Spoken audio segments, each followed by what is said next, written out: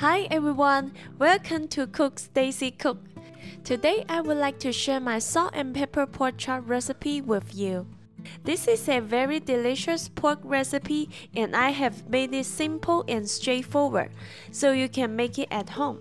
It is crispy on the outside, juicy on the inside, and full of mouth-watering flavors. I am confident you will like this recipe. Let me show you how I make it. We will start by preparing the meat. I am using a piece of pork shoulder here.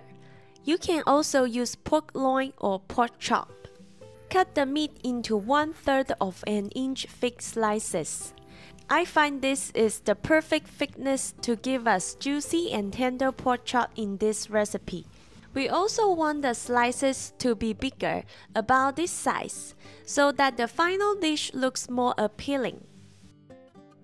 Marinate the pork with water, rice wine, salt, sugar, baking soda, white pepper powder, 5 spice powder, and sesame oil. Mix the marinade evenly with the pork and let it marinate for 1 hour. Next, we will finely mince 4 cloves of garlic and chop up 1 small pepper into small pieces. The pepper I am using is not very spicy. You can use different peppers depending on how much spiciness you want in this dish. We will also chop up 1 green onion into small pieces. Now we will prepare the salt and pepper seasoning. Mix salt, a tiny bit of sugar, and white pepper powder together. Make sure you mix them up very well. The last thing we need to prepare is the batter for the pork.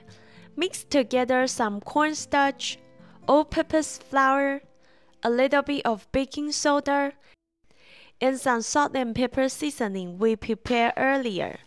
Mix these dry ingredients evenly, and then add some water and a little bit of oil. Then mix the batter until there is no more clumps. Now we can add the pork that has been marinated for an hour to the batter. Mix the pork with the batter until every piece is evenly coated. Now we are ready to deep fry the pork. We will need to fry the pork twice. For the first frying, heat up some oil to 380 degrees Fahrenheit or 195 degrees Celsius. The target frying temperature is only about 330 degrees Fahrenheit. We need to heat up the oil to a higher temperature because the pork will cool down the oil. Once the oil is up to temperature, we will put the pork into the oil piece by piece. Take care not to overcrowd the pot. The first frying takes 3 to 4 minutes. Do not touch the pork for the first minute. After frying for 1 minute, we can gently break out any pieces that are sticking together. Also turn the pieces over every now and then so they pick up color evenly. When the pork becomes golden brown like this, which took about 4 minutes for me, we can remove them from the oil. Let the pork drain and rest for at least 15 minutes before frying them again. For the second frying, we also want to bring the oil temperature back up to 380 degrees Fahrenheit. When the oil is up to temperature, we can put the pork back into the oil. The second frying only takes 2 minutes. The purpose of frying the pork again is to make the batter more crispy. Remember to turn the pork occasionally so they pick up color evenly. The target frying temperature is about 330 degrees Fahrenheit.